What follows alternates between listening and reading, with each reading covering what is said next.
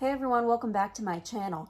Today I'm going to do something a little bit different in that instead of a full-fledged technical review, I'm going to talk about 5 geothermal papers that you ought to check out. Before we get to the content, please be sure to like this video, subscribe so you can get more content in oil and gas and professional development topics, and please be sure to comment on the video below so I can incorporate your feedback into future videos. Please be sure to hit that notification bell when you do subscribe because I upload every Friday and every Sunday. Every Friday is a professional development topic, and every Sunday is a technical review. Well, let's get to the content.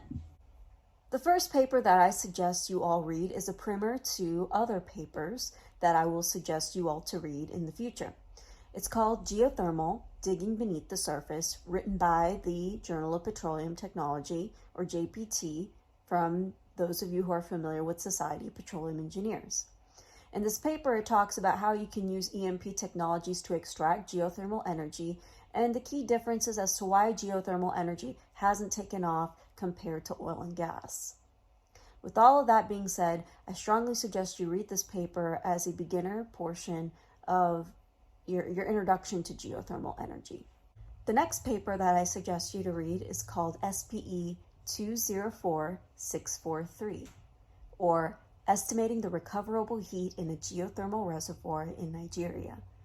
The implications of this paper is pretty interesting in that, based on the recovery factor, the heat in place calculations, you're able to generate enough electricity to heat up small towns in Nigeria.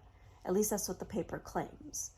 The astounding implications that come from this paper is one of the reasons why I suggest everyone to read, and it provides a nice corollary to some of the typical oil and gas conventional papers that we tend to read, in that what is the oil in place, how much can you recover, and how much that recovery means to us. So I strongly suggest that you read this paper. This next paper is a little bit of a doozy, so I have the entire paper title in the description box below, but it is SPE 142924.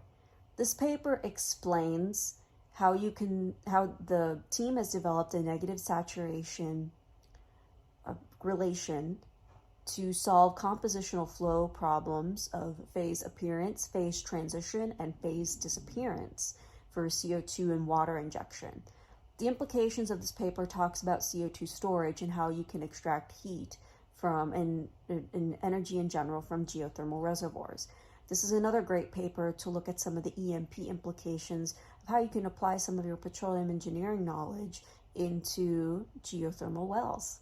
The next paper I'm going to talk about is SPE 169902, or how there was a reservoir simulation results of a recompleted gas well in a geopressured geothermal reservoir in the Wilcox Formation for electricity generation. Again, this is another paper that requires EMP applications in which you have to put your saturations and other reservoir inputs to understand what is going to be the natural gas outputs in a 30-year lifetime for that particular reservoir. But I really do like the implications of this paper of how this was meant for electricity generation, similar to the first paper that I mentioned before the JPT article, or after the JPT article. I strongly suggest you read this paper if you want to find an example in the United States of geothermal applications. The next paper I'm going to talk about is SPE 12740, or Geothermal Reservoir Evaluation Considering Fluid Adsorption and Reservoir Composition. This paper talks about how including fluid adsorption and including those into material balance calculations turns out that there are some underestimations and overestimations of reservoir parameters into evaluating the particular reservoir. The implications of this is also pretty interesting in the sense that you're using your same EMP techniques to solve problems for a different type of reservoir than what we're used to. And it talks about how you cannot use the same kind of models as conventional models in the geothermal reservoir evaluation by taking into account the fluid adsorption.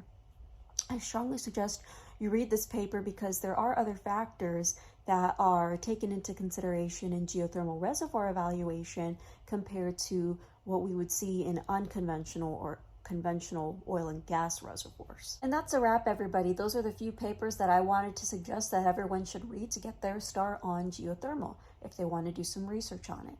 As usual, please be sure to like this video, subscribe so you can get more content in oil and gas and professional development topics, and please be sure to comment on the video below so I can incorporate your feedback into future videos. I know that there was another geothermal research consortium that I could have mentioned in this video, such as the Forge project in Utah, and I strongly suggest that if you have any information about it, feel free to comment below on it, and I'll put some links in the description box just to get your start on geothermal research. With all that being said, thank you so much for your time in listening to this presentation, and I'll see you in the next one.